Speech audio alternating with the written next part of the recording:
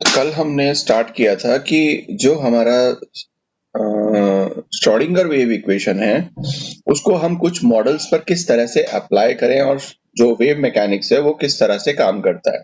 सो उस हाउ की बात हम कर रहे थे और हमने एक वन डायमेंशनल जो पोटेंशियल बॉक्स है उसमें एक पार्टिकल की कल्पना की और देखा कि उस पर हम श्रोडिंगर वेव इक्वेशन को अप्लाई करके और क्या क्या चीजें निकाल सकते हैं। तो हमने एक पोटेंशियल वेल लिया जिसमें जो पोटेंशियल एनर्जी होती है जिसमें पूरे के पूरे उस रीजन में जीरो होती है और उसके अंदर बाहर की तरफ जो पोटेंशियल एनर्जी है वो इन्फिनिटी होती है।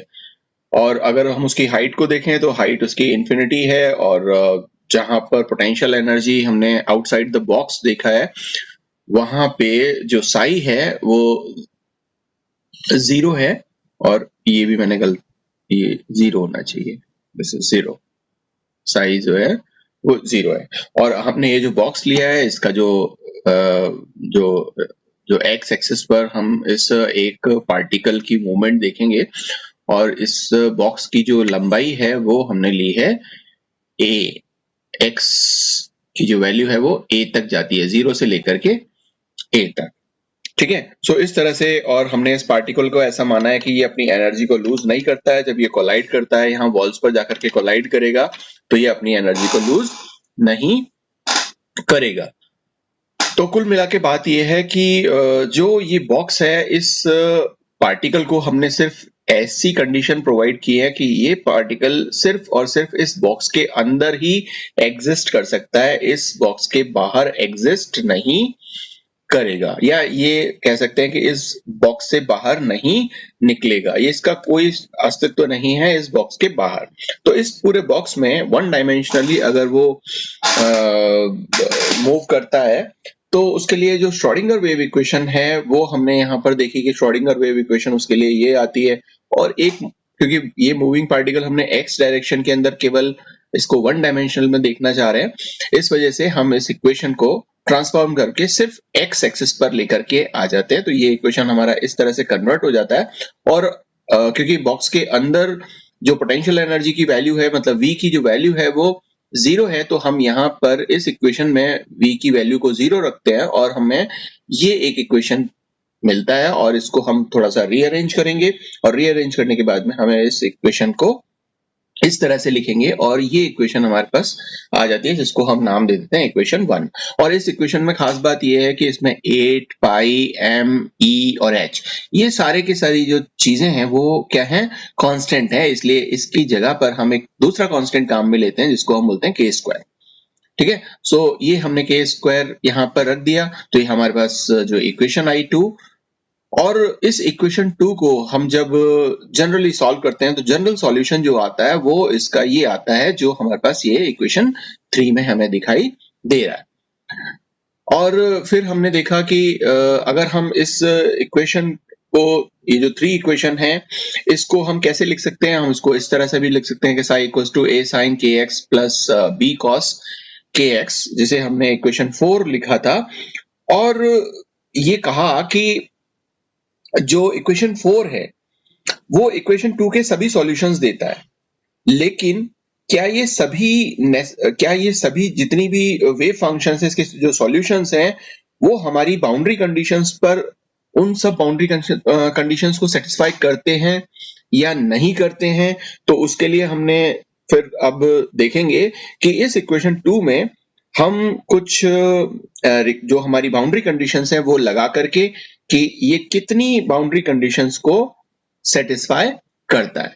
ठीक है ना, सो अब इतना पार्ट हम कल देख चुके थे और इसके आगे का ये जो पार्ट है अब हम आज देखते हैं और हम इस पर ये बाउंड्री कंडीशंस अप्लाई करते हैं। तो हमारी पहली बाउंड्री कंडीशन क्या है, वो ये है कि x इक्वल्स टू 0, मतलब जो हमारा बॉक्स है, ये हमारे पास में ये बॉक्स था और हमने कहा था कि ये जो x है इसकी वैल्यू यहाँ पे 0 से स्टार्ट होकर के और x की वैल्यू a तक जाएगी। ठीक है ना, तो इस पर्टिकुलर पोजीशन पर हम कहते हैं कि x इक्वल्स टू 0 है और x इक्वल्स टू 0 है तो यहाँ पे जो साई की वैल्यू है वो भी क्या होगी, 0। क्लियर। और ये कंडीशंस हम इस इक्वेशन में लगा देते हैं। अब हमने इस इक्वेशन में लगा दी तो ये यहाँ पर जो इक्वेशन आएगा वो क्या आएगा, हमने यहाँ पर 0 माना तो ये साई में कन्वर्ट हो गया, यहाँ के स्क्वायर एज इट इज रहेगा, और ये जो a sin kx plus b cos kx, ये इक्वेशन हमारे पास में आता है और इसमें हम इस वैल्यू को रखते हैं। ये जो x की वैल्यू है इसको हम 0 रखते हैं, तो साइन 0 की जो वैल्यू होती है वो साइन 0 की वैल्यू होती है 0। इसी तरह से यहाँ पर हम x रखते हैं तो ये टर्म 0 हो जाती है, तो cos 0 की जो वैल्यू होती है वो होती है 1। तो ये वैल्यू जो है वो साइन 0 और cos 0 की वैल्यू हम यहाँ पुट करते हैं, और ये जो वैल्यू आती है हमारे पास में निकल करके वो क्या आती है, साई तो 0 है ही हमारा, ये साई 0 हमने बाउंड्री कंडीशन लगाया हुआ है, और के स्क्वायर और उसके बाद में जो a sin kx है वो भी क्या हो जाएगा 0, क्योंकि साइन 0 0 है, और a मल्टीप्लाइड बाय 0 मतलब किसी भी टर्म को 0 से मल्टीप्लाई करेंगे तो ये 0 आ जाएगा, और यहाँ पर cos x cos ये जो x की वैल्यू अगर 0 है तो cos 0 और cos 0 का मतलब होता है 1, तो इसको हम यहाँ 1 रखते हैं तो ये वैल्यू आती है हमारे पास में b। इसको हम जब रीअरेंज करते हैं तो हम देखते हैं कि b की जो वैल्यू है वो आई है 7। तो जो हमारे पास में ये जो इक्वेशन 7 है, b की वैल्यू अगर हमारे पास में 0 आई है तो ये पूरा का पूरा टर्म इक्वेशन 4 का क्या हो जाएगा, 0 हो जाएगा। तो हमारे पास जो इक्वेशन आएगी वो क्या आएगी, psi equals to a sin kx plus 0, और 0 हम इसको ट्रांसफॉर्म करके इस इक्वेशन को लिखते हैं psi equals to a sin kx, क्योंकि ये जो बीटा वाली जो b cos kx वाली जो टर्म थी वो हमें यहाँ पे क्या मिल गई है, 0 मिल गई है। ठीक है, तो एक इक्वेशन हमारे पास में ये आती है psi equals to a sin kx, जिसे हमने इक्वेशन 8 नाम दिया है। ठीक है, अब हम दूसरी जो बाउंड्री कंडीशन है, अभी हमने जो बाउंड्री कंडीशन लगाई थी वो बाउंड्री कंडीशन क्या थी, वो बाउंड्री कंडीशन थी कि जब हमने x की वैल्यू 0 रखी और साई की वैल्यू 0 रखी। अब हम इधर की तरफ मूव करेंगे और हम इस वाली बाउंड्री पे पहुंच जाएंगे, और इस वाली बाउंड्री पर हम देखते हैं कि x की जो वैल्यू है वो a हो जाती है। तो ये कंडीशन हम लगाते हैं कि x इक्वल्स टू a और साई इक्वल्स टू 0, क्योंकि बाउंड्रीज पर जो साई की वैल्यू होती है वो कितनी है, 0 होती है। तो जो हमारा इक्वेशन 8 है जो अभी हमने निकाला है यहाँ पे कि psi equals to a sin kx, इसमें इस बाउंड्री कंडीशन को अगर हम अप्लाई करें तो साई का वैल्यू 0, ये साई का वैल्यू 0 हो जाएगा, a sin k और x की वैल्यू क्या है, a, ये हम यहाँ पर पुट कर देते हैं तो हमारे पास जो इक्वेशन आएगा वो क्या आएगा, 0 इक्वल्स टू a sin के a, क्योंकि x की जगह हमने a रखा और साई की जगह हमने 0 रखा, तो ये इक्वेशन हमारे पास में आता है 9। अब अगर हम ये जो a है या तो ये 0 होगा और या ये 0 नहीं होगा, तो अगर हम ऐसा कहें कि a इक्वल्स टू 0 है, अगर a इक्वल्स टू को हम 0 कर देते हैं तो ये जो टर्म है ये 0 है, और जो साई है, ये जो इक्वेशन हमारे पास में है इसमें अगर हम इस टर्म को, ये जो टर्म है a, इसको अगर हम 0 कर देते हैं तो ये साई जो है वो क्या आ जाता है, साई आ जाता है 0, और साई अगर 0 आ जाता है और हम कह रहे हैं कि जो इलेक्ट्रॉन है या जो पार्टिकल है वो इस बॉक्स के अंदर है, बाउंड्रीज पर तो साई 0 है, नो डाउट कि बाउंड्रीज पर हमने साई 0, लेकिन बाउंड्रीज के अंदर ये जो पूरा इलाका है बाउंड्रीज से अंदर का, यहाँ पे साई जो है वो 0 नहीं है, वहां पे जब साई 0 नहीं है और ये कंडीशन हमें क्या कह रही है कि साई की वैल्यू 0 है, इसका मतलब तो ये हुआ कि ये पार्टिकल इस बॉक्स में है ही नहीं, और साई स्क्वायर की जो वैल्यू आएगी, अगर साई 0 हो गया तो साई स्क्वायर की जो वैल्यू है वो भी 0 है, और साई स्क्वायर क्या बताता है, साई स्क्वायर बताता है कि the probability to find any particle in any particular area. तो अगर उस बॉक्स में अगर पार्टिकल नहीं है तो फिर कहां पर है, इसका मतलब कि हम a इक्वल्स टू जो 0 रखा है वो हमारे लिए एक सुटेबल कंडीशन नहीं है, और हम इसकी दूसरी कंडीशन पे जाएंगे कि a जो है वो 0 नहीं है। ठीक है ना, तो a अगर 0 नहीं है तो फिर क्या होगा, a अगर 0 नहीं है तो कुछ ना कुछ वैल्यू यहां पर इसकी होगी। ठीक है, और हम इसको मान लेते हैं कि मान लीजिए कि लेट्स से कि इसकी वैल्यू 1 है, तो जो साई है ये वैल्यू क्या हो जाएगी फिर, साइन के x, और साई हमारा 0 यहां पर हमने रखा हुआ ही है, सो साइन के a, x की जगह हमने a यहां पे पुट कर दिया, तो हमारे पास में साइन के इक्वल्स टू 0, एक इक्वेशन ये जो है 10 हमारे पास में आ जाती है। ओके, और साइन पाई या साइन एन पाई ये होता है 0, क्योंकि के ए, ये जो के ए है, ये के इक्वल्स टू या तो पाई है या एन पाई है। सो के इक्वल्स टू क्या हो जाएगा, एन पाई अपॉन ए, और एन जो यहां पर है वो क्या है, इंटीजर्स है, उसका वैल्यू 1 2 3 4 कुछ भी हो सकता है। तो जो हमारे पास में इक्वेशन आया है 8 psi equals to A sine K X, वहां पर हम क्या करेंगे, ये जो के की वैल्यू है वो पुट कर देंगे, तो हमारा जो इक्वेशन हो जाएगा वो क्या हो जाएगा, सिग्मा और sorry psi equals to A sine K की जगह हमने एन पाई अपॉन ए रख दिया, तो N pi upon A multiplied by X. तो ये इक्वेशन हमारे पास में एक 12 निकल करके आ जाता है। और अगर हम इस इक्वेशन 11 को देखें यहाँ पे, so k equals to N pi upon A है, और इसको हम ऐसे भी लिख सकते हैं के स्क्वायर, तो के स्क्वायर की टर्म में लिखेंगे तो ये N square pi square upon A square हो जाता है, ठीक है ना। और आपको याद होगा कि हमने के स्क्वायर, ये तो हमने यहां निकाल लिया, लेकिन के स्क्वायर की वैल्यू हमने एक और निकाली थी पहले, ठीक है ना। वो क्या निकाली थी, 8 pi square M E upon H square, ठीक है। वो ढूंढना पड़ेगा, हमने कहीं ना कहीं निकाल करके देखा था और बताया था आप लोगों कि ये वैल्यू ये आती है ना। सो हमने कहीं ना कहीं उसको रखा था निकाल के,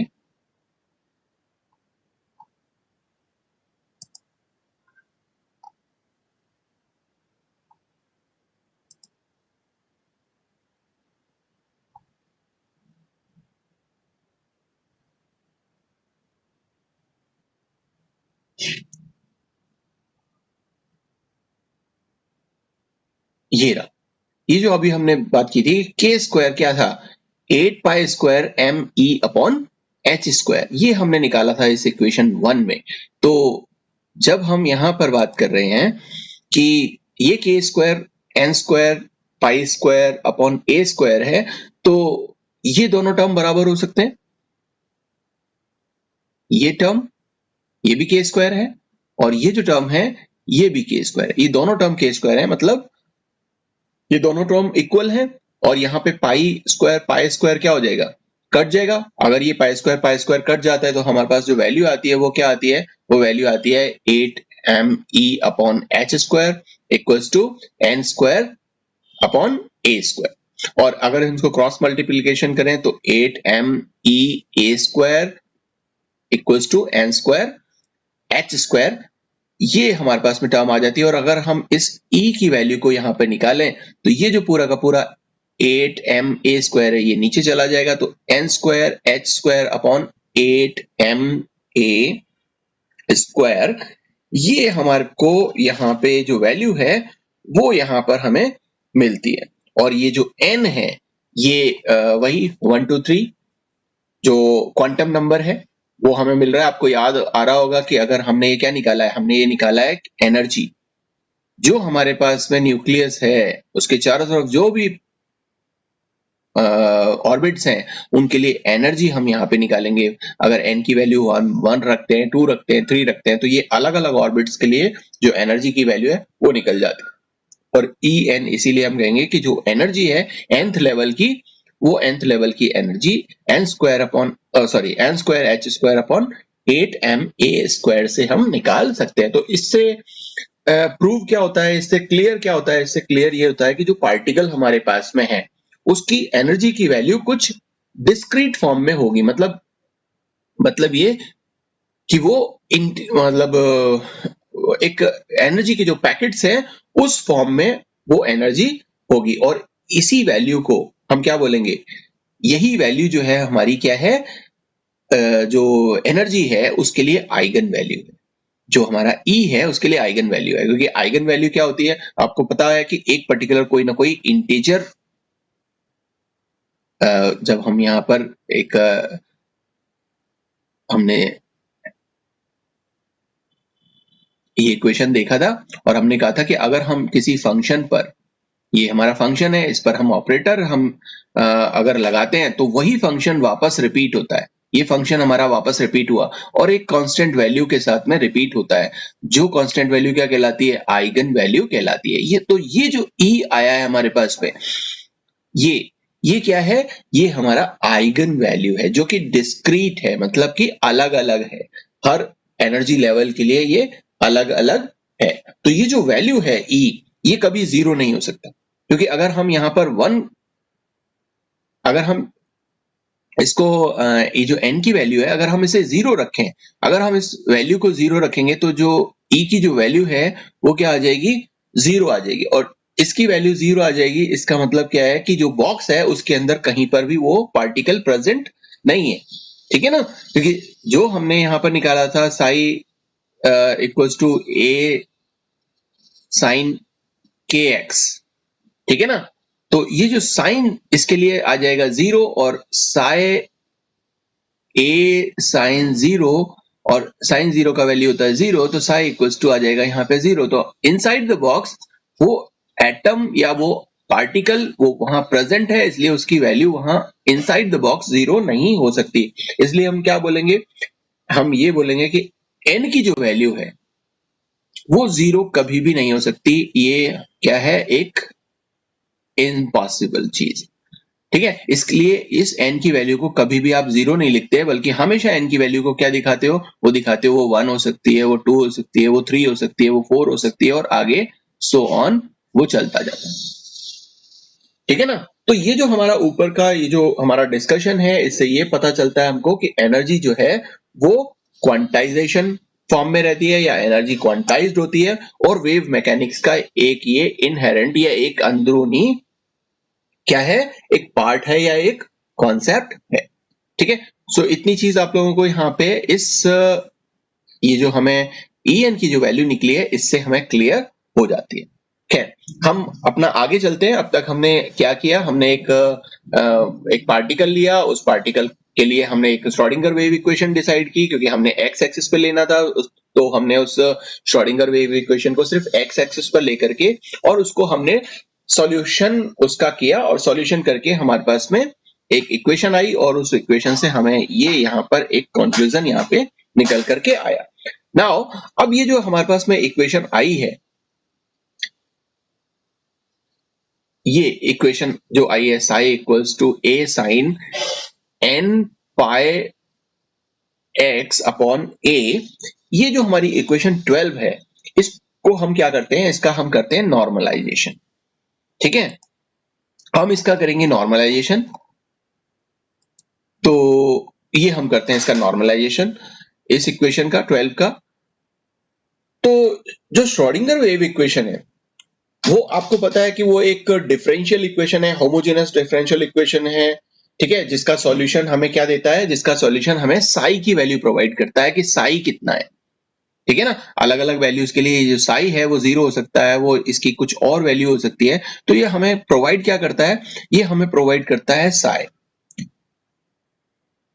और साई जो है, अगर हम मल्टीप्लाई करें इसे एक कांस्टेंट फैक्टर से, जैसे कि हमने यहां पर इसे एक कांस्टेंट फैक्टर से मल्टीप्लाई किया, ये जो साई है इसको मैं यहां दोबारा लिखता हूं कि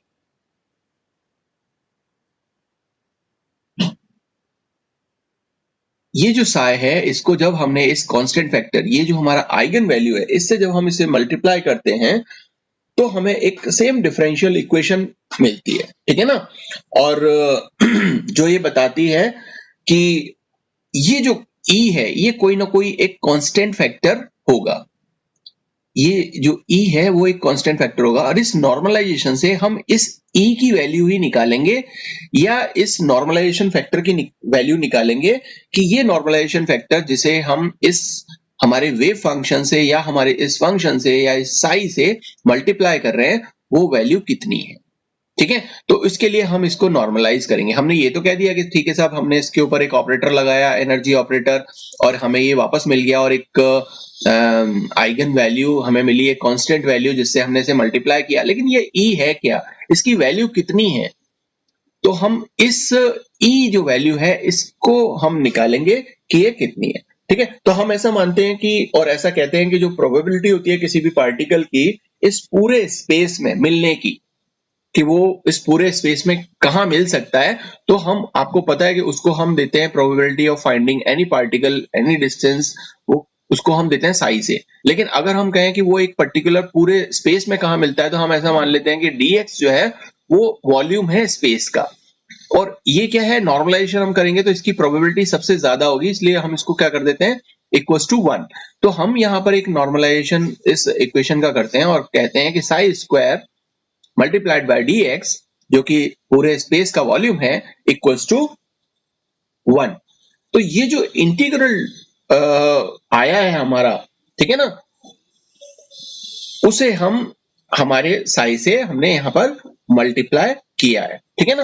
तो एक जो मैथमेटिकल प्रोसेस है या ऑपरेशन है, जो हम वैल्यू कोई भी डायनेमिक वैल्यू जो हमारे पास में a है, जो इस इक्वेशन 12 में आ रही है, हमारा इक्वेशन 12 का है 12 ये, तो ये जो a जो वैल्यू है, ये वाली a वैल्यू, तो इसको निकालने के लिए जिस मैथमेटिकल प्रोसेस का हम यूज करते हैं उसको हम नॉर्मलाइजेशन बोलते हैं, जिसको हम अब कैलकुलेट करेंगे या निकालेंगे कि वो क्या होता है, ठीक है।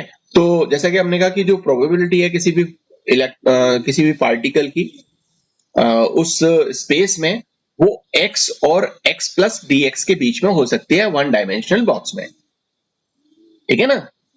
x और x प्लस dx, और हमें पता है dx क्या है, पूरा का पूरा जो स्पेस है उसका वॉल्यूम है, जिसको हमने यहाँ पर इस जो प्रोबेबिलिटी है उस पार्टिकल की मिलने की उसके साथ में मल्टीप्लाई किया है। तो हम इस पूरे स्पेस में अगर हम देखें तो माइनस इंफिनिटी से लेकर के प्लस इंफिनिटी तक हम इसको इंटीग्रेट कर देते हैं इस टर्म को।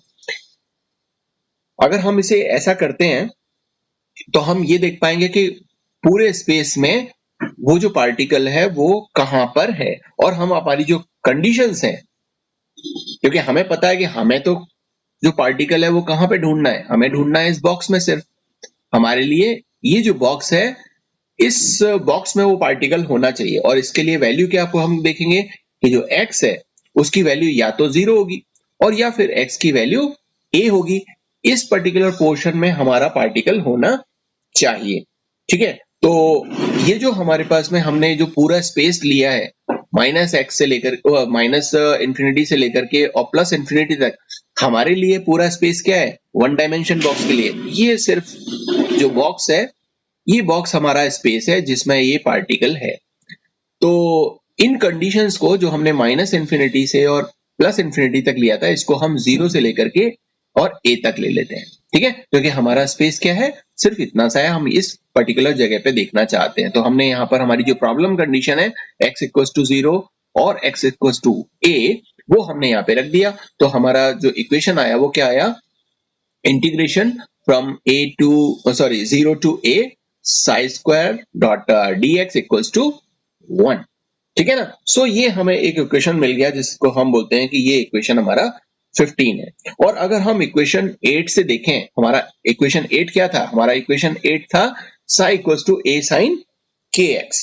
तो ये जो वैल्यू है साई की, वो हम साई की वैल्यू पुट कर सकते हैं, ये जो साई है इस साई की जगह पुट कर सकते हैं, ये साई स्क्वायर है तो ये सारा का सारा स्क्वायर हो जाएगा। तो हमारे पास वैल्यू जो आएगी वो क्या आएगी, a square sine square kx dot dx equals to 1। ये इक्वेशन हमारे पास में आ जाती है, और हमें पता है कि a तो कांस्टेंट वैल्यू है, आइगन वैल्यू, तो इसको हम इंटीग्रेट नहीं कर सकते, इसको हम क्या करते हैं, इस इंटीग्रेशन से बाहर ले लेते हैं।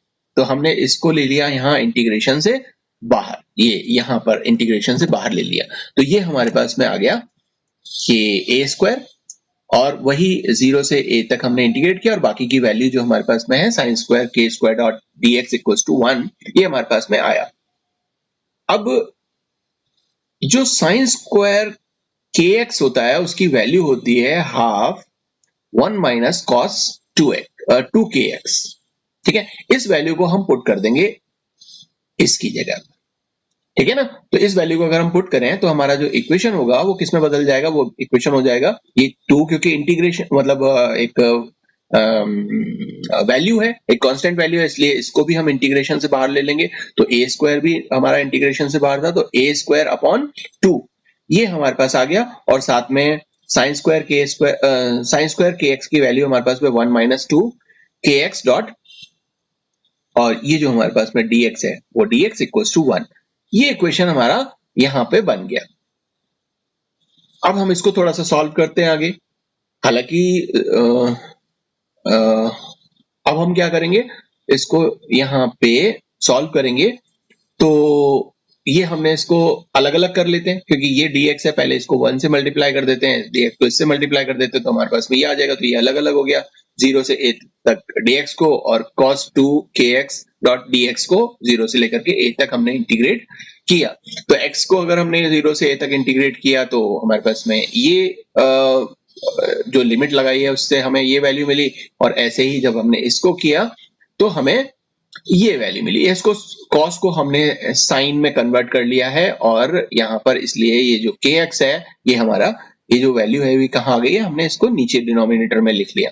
ठीक है, तो 1 अपॉन के साइन 2 kx और 0 से लेकर के a तक। अब हम इसको अगर करते हैं तो 0 से लेकर के a तक जो हमने किया है इसकी वैल्यू क्या आएगी, इसकी वैल्यू आएगी a, जो अपर लिमिट की है, लोअर लिमिट की वैल्यू तो वही 0 आने वाली है। ठीक है ना, तो ऐसे ही सेम इसके साथ में, तो ये हमारे पास में इस तरह से ये वैल्यू आ जाती है। और यहाँ पर जो साइन 0 है, साइन 0 की वैल्यू 0 होती है, इसलिए इसकी वैल्यू हम 0 रखेंगे, तो हमारा इक्वेशन सिर्फ इतना आ जाएगा, a square upon 2 a minus 1 upon के साइन 2 के एक्स इक्वल्स टू 0। ये इक्वेशन हमारे पास में आ गया। और इक्वेशन 11 हमारे से क्या कहता था, हमने जब इक्वेशन 11 कहीं से पहले निकाला था, तो खैर आपको ध्यान होगा अभी अभी निकाला था हमने कि k equals to N pi upon a था। ठीक है, तो वो वैल्यू अगर हम k की इसमें पुट कर दें तो ये हमारे पास में ये जो k है इसकी जगह हमने यहाँ पे इस वैल्यू को पुट कर दिया। तो हमने ये वैल्यू यहाँ पे पुट कर दी और हमारा एक इक्वेशन ये हमें मिल गया। अब हम इसको आगे सॉल्व कर लेते हैं। तो और हमने साथ में और क्या किया कि जो x की वैल्यू है वो भी यहाँ पर हमने पुट कर दी, k की वैल्यू भी पुट कर दी, और x की वैल्यू, x हमारा a तक चलता है तो वो भी हमने यहाँ पुट कर दिया, तो x की वैल्यू भी हमने यहाँ पे लगा दी। और ये हमारा जो इक्वेशन आया वो क्या आया, वो x ये आ गया, सेम वही इक्वेशन आएगा लेकिन यहाँ x की जगह a आ जाएगा। तो a और ये नीचे वाला a जो है ये दोनों कट जाएंगे, और जो इक्वेशन हमारे पास जो बचेगा वो ये इक्वेशन 16 जो है a square upon 2 a minus 1 upon के साइन 2 n पाई ये बचेगा। और क्योंकि हमको पता है, हमने इससे पहले अभी देखा था कि साइन 2 n पाई 0 होता है, तो वो वैल्यू अगर हम यहाँ पर रख दें ये, तो ये पूरा का पूरा जो टर्म है वो क्या हो जाएगा, वो पूरा का पूरा टर्म 0 हो जाएगा, क्योंकि साइन 0 इक्वल्स टू 0। तो ये हमने यहाँ पे 0 लिख दिया। तो ये हमारे को एक इक्वेशन जो मिली वो मिली a square upon 2 multiplied by a equals to 0, और a स्क्वायर की वैल्यू जो होगी वो होगी 2 अपॉन a, और ये जो a की वैल्यू है 2 अपॉन a का अंडर रूट ये हमें निकल करके आ जाता है। तो ये जो सॉल्यूशन हमें निकल के आया है श्रोडिंगर वेव इक्वेशन से कि किसी भी पार्टिकल के लिए जो a की जो वैल्यू है वो ये होनी चाहिए, या ये होती है 2 अपॉन a का अंडर रूट। तो इस वैल्यू को अगर हम देखें कि जो हमारा वन डायमेंशनल बॉक्स के लिए जो इक्वेशन 8 आ रही थी वो क्या थी, वो इक्वेशन 8 थी वही साई, थोड़ी देर पहले भी हमने देखी थी, क्या वैल्यू थी, वो थी psi equals to a sine kx। ठीक है ना, ये हमारे पास में वैल्यू थी। और k की जो वैल्यू थी वो k की वैल्यू क्या थी, k की जो वैल्यू थी वो क्या थी, वो थी हमारे पास में n पाई अपॉन a। और a की जो वैल्यू है वो क्या है हमारे पास में, a की वैल्यू है हमारे पास में 2 अपॉन a का अंडर रूट। तो देखो यहाँ पे k की वैल्यू और इस a की वैल्यू, इन दोनों वैल्यूज को अगर आप रख देते हो तो जो इक्वेशन हमारे पास में आएगा वो क्या आएगा, psi equals to 2 upon a का under root multiplied by sine और k की वैल्यू क्या है? k की वैल्यू है n पाई अपॉन a और x। तो ये एक इक्वेशन हमें यहाँ पे देखने को मिलता है। ठीक है, अब अगर हम देखें तो ये इक्वेशन हमारे पास में 18 आ गया है ना, मैंने इसको वहां दूसरे पेज पे सॉल्व कर दिया था। सो अब हम इसमें भी हम जानते हैं कि देखो k की वैल्यू हमने ये निकाली थी, कहीं वो k स्क्वायर था, लेकिन हमने यहाँ पर इस स्क्वायर को हटा करके क्या कर दिया है, यहाँ पर अंडर रूट कर दिया इसका, है ना। तो ये और k की वैल्यू अभी हमने देखी कि n पाई अपॉन a भी होती है। तो जब k की वैल्यू ये है, k की वैल्यू ये है, तो ये जो दोनों टर्म है ये इक्वल हो गई। तो इन टर्म्स को हमने यहाँ पर इक्वल कर दिया। और जो इक्वेशन 18 है, ये इक्वेशन 18 जिसके अंदर हमने n पाई अपॉन a लिखा है, तो उस n पाई अपॉन a की जगह हम क्या लिख सकते हैं, ये 8 pi square m e upon h square रख सकते हैं। तो अगर हम ऐसा करते हैं तो हमारे पास जो इक्वेशन आएगा वो आएगा साई n इक्वल्स टू वही 2 अपॉन a का अंडर रूट और साइन, और ये हमारा k की वैल्यू थी, तो ये हमने यहाँ पर k की वैल्यू रख दी जो कि क्या थी, n पाई अपॉन a, जिसकी जगह हमने लिखा 8 pi square m e square upon h square, और हमारा जो x है ये x। तो ये हमारे पास में इक्वेशन आ गई 19। तो इससे हमें क्या कंक्लूजन निकल करके आया? पहला कंक्लूजन निकल करके आया कि a जो नॉर्मलाइजेशन फैक्टर है उसकी वैल्यू होती है ये, उसकी वैल्यू है 2 अपॉन a का अंडर रूट। ठीक है ना। और ये जो वेव फंक्शन है हमारा, ये जो वेव फंक्शन है साई n, इसे अब हम कह सकते हैं कि ये क्या है, ये है नॉर्मलाइज्ड। ये क्या है, नॉर्मलाइज्ड। और नॉर्मलाइजेशन का हमने क्या कहा था, नॉर्मलाइजेशन का हमने ये कहा था कि जो हमारे पास जो एक मैथमेटिकल प्रोसेस है या ऑपरेशन है जो a की वैल्यू को कैलकुलेट करता है उसे हम नॉर्मलाइजेशन बोलते हैं। तो ये a की वैल्यू अगर हम यहाँ पर कैलकुलेट कर पाए हैं तो इसलिए ये जो साई n है वो हमारा एक फुली नॉर्मलाइज्ड फंक्शन हमें मिल गया। और ये दोनों जो इक्वेशन है, चाहे वो इक्वेशन 18 हो ये वाली, और या फिर ये इक्वेशन 19 हो, ठीक है, ये नॉर्मलाइज्ड वेव इक्वेशंस हैं या नॉर्मलाइज्ड सॉल्यूशन है श्रोडिंगर वेव इक्वेशन के किसी भी पार्टिकल के लिए जो वन डायमेंशन बॉक्स में हो उसके लिए। ठीक है, इतनी बात समझ में आ गई।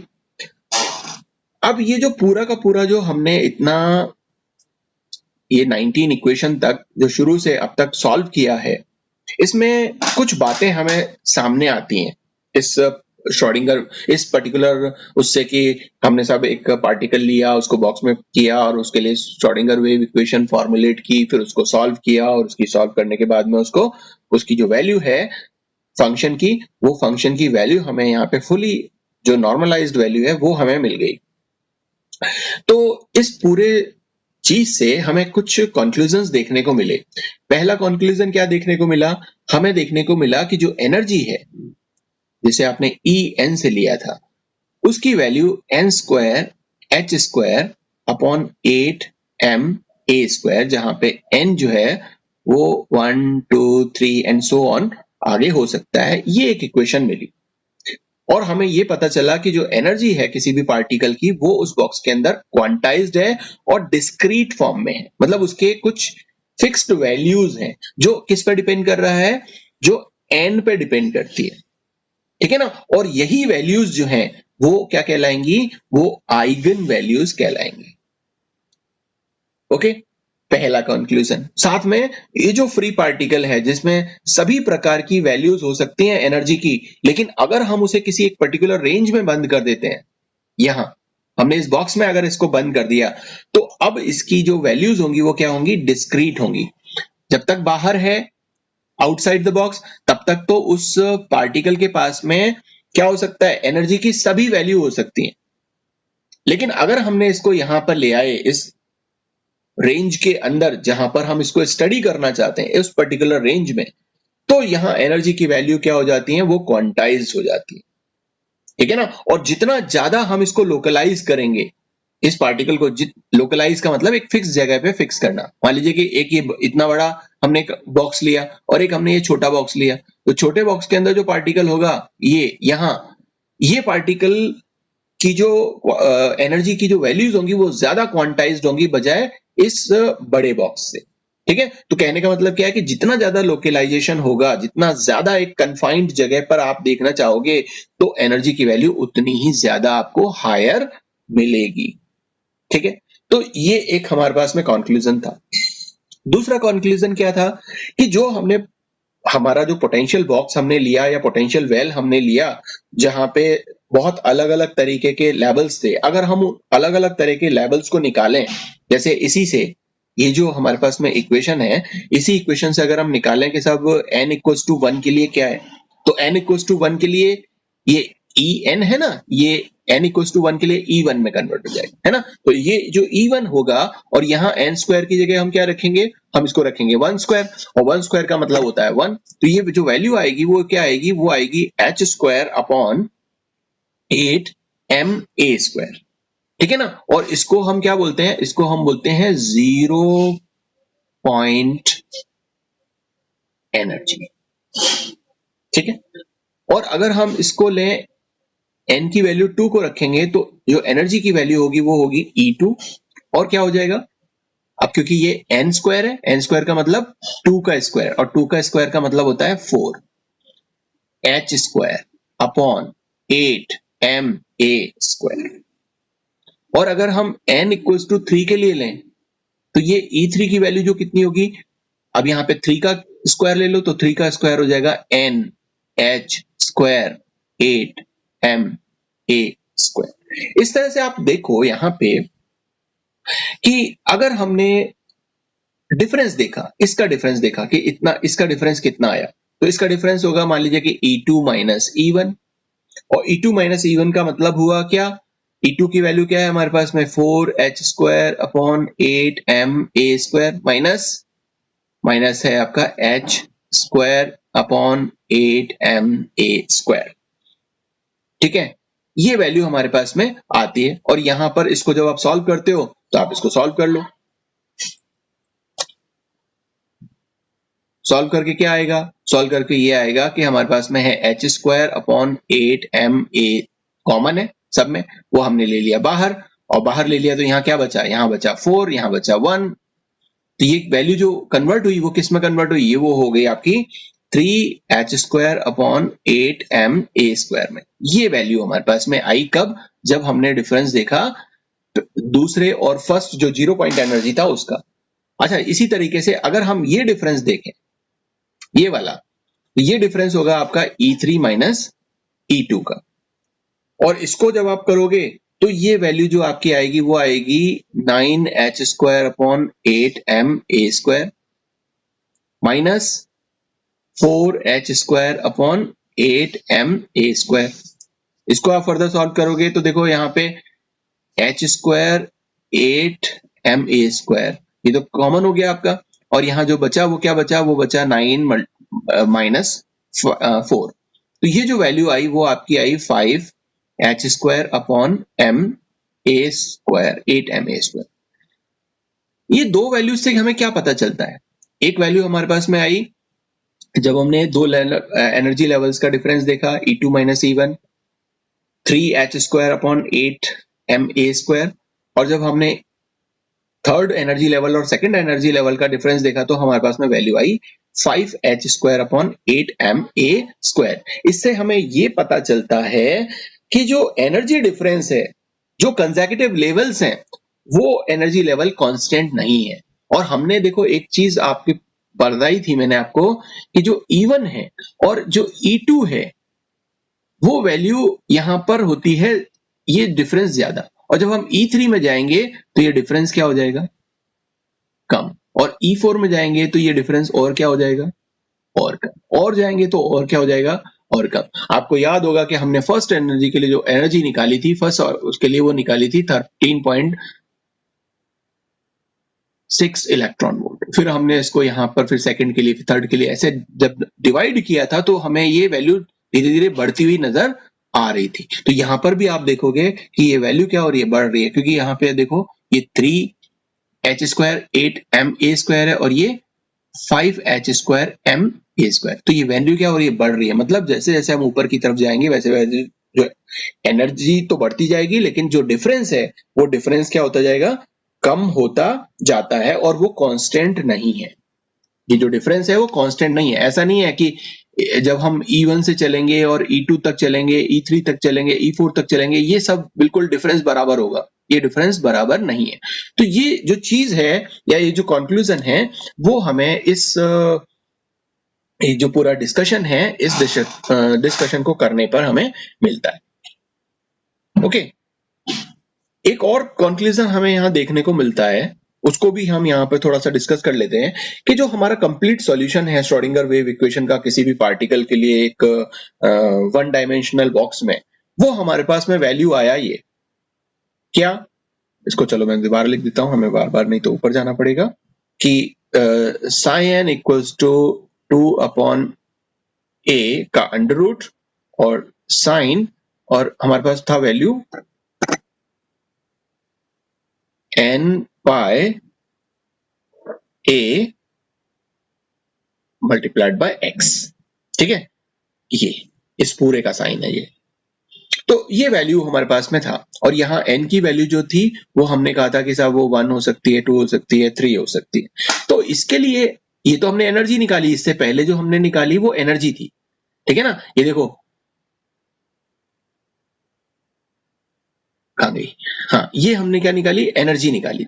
लेकिन अगर हम ये साई की वैल्यू निकालें कि साई 1 की वैल्यू कितनी है, साई 2 की वैल्यू कितनी है, साई 3 की वैल्यू कितनी है, तो हमारे पास जो इक्वेशंस आती हैं n इक्वल्स टू 1 के लिए जो इक्वेशन आएगी वो क्या आएगी, मान लीजिए कि n इक्वल्स टू 1 है, ये जो n है इसकी वैल्यू हम रखते हैं 1, और अगर ऐसा रखते हैं तो जो हमारे पास में साई 1 आएगा वो होगा 2 डिवाइडेड बाय a का अंडर रूट साइन, और यहां हमने क्या रखा, 1 रखा, तो ये सिर्फ क्या हो जाएगा, ये हो जाएगा पाई upon a multiplied by x ये।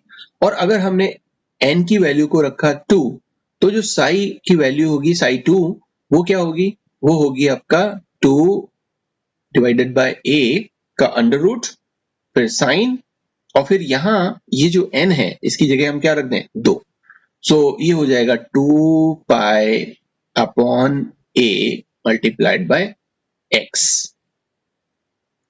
ठीक है,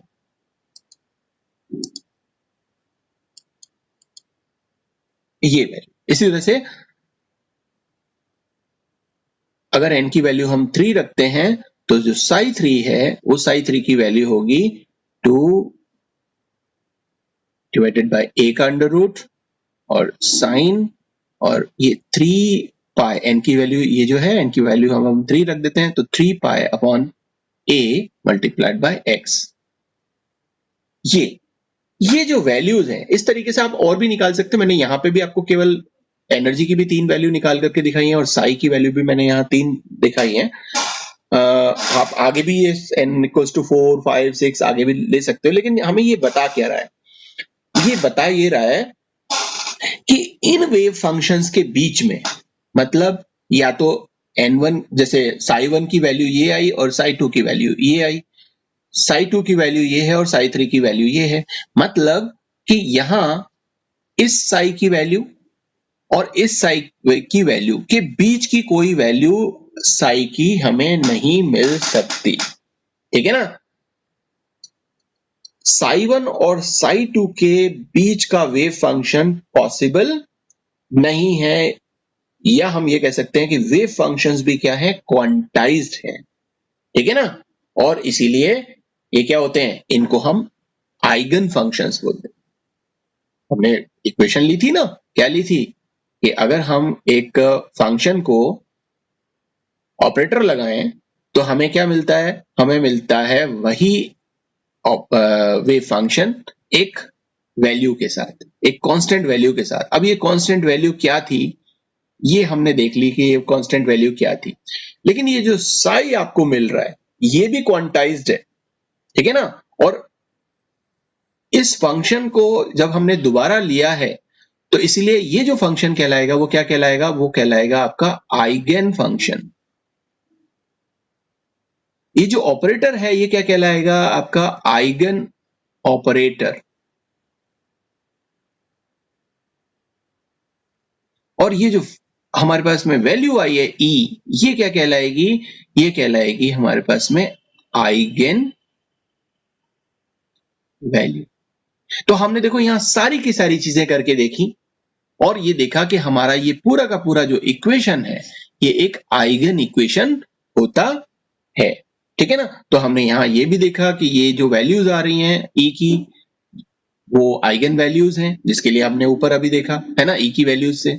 और हमने ये भी देखा कि साई की वैल्यू भी डिस्क्रीट आ रही हैं, तो ये हमारा आइगन फंक्शन होना चाहिए। क्योंकि हमने, आपको याद होगा जब बहुत सारे एग्जाम्पल्स देखे थे, ये आप देखो, ये जरूरी नहीं है कि हमारा ऑपरेटर और फंक्शन हम कोई सा भी लगा दें और वो आइगन इक्वेशन होगा, नहीं, वो हमेशा आइगन इक्वेशन नहीं होगा। वो तभी आइगन इक्वेशन होगा कि हमने अगर उस फंक्शन पर कोई ऑपरेटर लगाया और वो फंक्शन हमें वापस रिपीट होके मिल जाए एक कांस्टेंट वैल्यू के साथ, तो वो आइगन इक्वेशन होगी, वरना नहीं होगी। तो हमारी जो श्रोडिंगर वेव इक्वेशन है वो क्या है, वो हमारी श्रोडिंगर वेव इक्वेशन एक आइगन इक्वेशन है, जिसमें हमें ये सारी की सारी चीजें देखने को मिलती है और पूरी की पूरी तरीके से इसको ये फॉलो करता है, ठीक है।